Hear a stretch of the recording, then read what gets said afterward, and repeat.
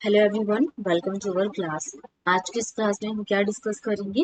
SSC JEE previous year questions के बारे में। ठीक है, तो एसएससी जेईई प्रीवियस ईयर के क्वेश्चंस पेपर को हम क्यों सॉल्व कर रहे हैं? ताकि ये जो आने वाले हमारे एग्जाम है, सब इंजीनियर का एग्जाम हुआ, सब इंजीनियर का एग्जाम हुआ, आरआरबी जेईई सीबीटी 2 का एग्जाम हुआ and SSC JEE CBT 1 and CBT 2, तो दोनों ही एग्जाम में ये क्या है, काफी ज्यादा हेल्पफुल होने वाला है। इसलिए हम यहाँ पे in previous year questions paper को सॉल्व कर रहे हैं। तो इन पेपर को सॉल्व करने से क्या होगा, हम जो भी यहाँ पे डिटेल्स में सॉल्यूशंस के बारे में डिस्कस करेंगे, ये हमारे एग्जाम के लिए क्या काफी ज्यादा हेल्पफुल रहेगा। जैसे कि अगर हम यहाँ पे फर्स्ट क्वेश्चन के लिए बात करें, तो फर्स्ट क्वेश्चन क्या पूछा हुआ था? Identify whether the following statement. हमें इन फॉलोइंग स्टेटमेंट्स को आइडेंटिफाई करना है about sanitary landfill are true और फॉल्स। तो किसके बारे में हमें बताना है? सैनिटरी लैंडफिल के बारे में, आर ट्रू और फॉल्स के लिए। सैनिटरी लैंडफिल आर ट्रू और फॉल्स के बारे में। ओके, तो identify whether the following statement about sanitary landfill are true और फॉल्स। तो statement number 1, statement number 2 and statement number 3। तो स्टेटमेंट नंबर 1 क्या कहता है? Continuous evolution of foul cases near the fill site. Next statement क्या कहता है? During rainy seasons leachate may come out of the dump. Next statement 3 क्या कहता है? Method require further treatment for completion के लिए। तो 1, 2 एंड 3, तो हमें आइडेंटिफाई करना है इन फॉलोइंग स्टेटमेंट को about sanitary landfill are true false के लिए। तो statement number 1 and 2 are true but statement 3 is false. Next 1 is true but second is true, first is true but statement second and third are false. Next first and third are true but statement second is false. Next हम बात करें कि statement 1 and second are false. ठीक है, तो ये आपको बताना है कि इसमें करेक्ट आंसर क्या होगा, क्योंकि आजकल स्टेटमेंट बेस पे बहुत क्वेश्चंस पूछे जा रहे हैं। नेक्स्ट क्वेश्चन क्या पूछा हुआ था कि under which of the following conditions an element subjected to stress is said to be a state of triaxial state। तो ट्राईएक्सियल स्ट्रेस के बारे में क्वेश्चन पूछा हुआ है कि under which of the following condition an element subjected to stress is said to be in a state of triaxial stress। तो when the shear stress acting along three mutually perpendicular directions of the element। Next, when the normal stress along two mutually perpendicular direction and shear stress along third direction। Next, when the principal stress is acting along three mutually perpendicular direction। Next, when the stress acting along only one axis of the element। तो इसके लिए correct answer क्या होगा कि under which of the following conditions an element subjected to stresses is said to be in state of triaxial stress. तो इसके लिए correct answer क्या होगा? Uniaxial stress. तो यूनिएक्सियल स्ट्रेस हमारे पास क्या होगा? करेक्ट आंसर होगा। ठीक है, जैसे कि हम बात करें एन एलिमेंट और object subjected to principal stress in only one direction is said to be under uniaxial stress. तो along one axis, typically the x axis. Biaxial stress क्या होता है? A two dimensional stress of stress in which two normal stress are present is called. तो biaxial stress. ठीक है, if there are three mutually perpendicular principal stress.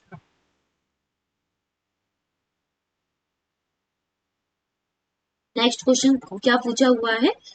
ट्राईएक्सियल stress के बारे में। Next हम बात करेंगे कि in a barometer air is trapped in the space of level above the mercury level in the tube of the barometer. Next, which measure 730 कितना mmHg if the atmospheric pressure कितना दिया हो? 750 mmHg। Then the pressure of the trapped air is. तो correct answer होगा कि क्या होगा? 750 mmHg।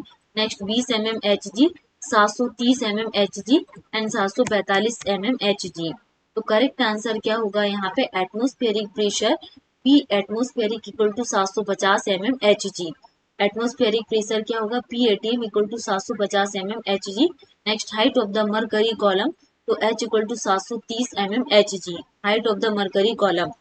The relationship between atmospheric pressure and the pressure of air। तो atmospheric pressure and pressure of air is given। तो P atmospheric equal to P air plus H and P air equal to P ATM minus H।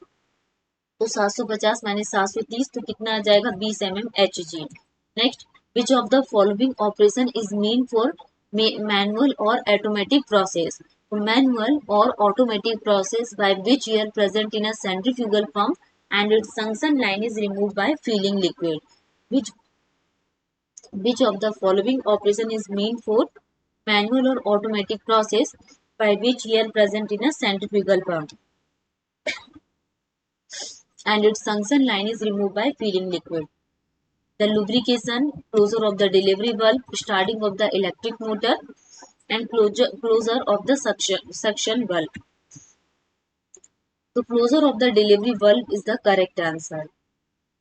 Next, अब हम यहाँ पे तो closure of the delivery valve क्या होता है? Priming is necessary to remove any air present in the pump and its suction line by filling the system with liquid. Next question, कि select the option that is appropriate regarding the following two statement is label. Assertion and given. So assertion, rivers that flow through catchment are as having steep slope carry a lot of statement.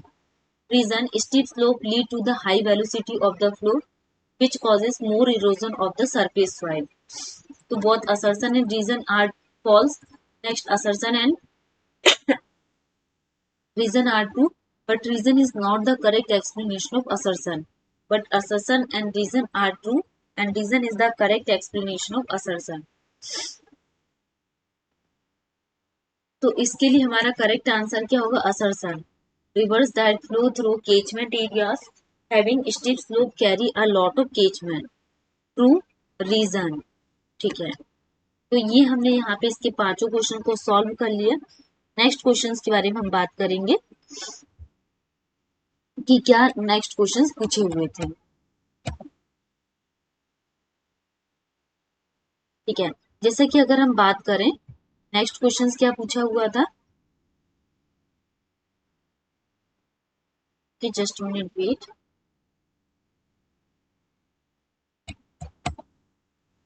Next जो भी question है अब हम यहाँ पे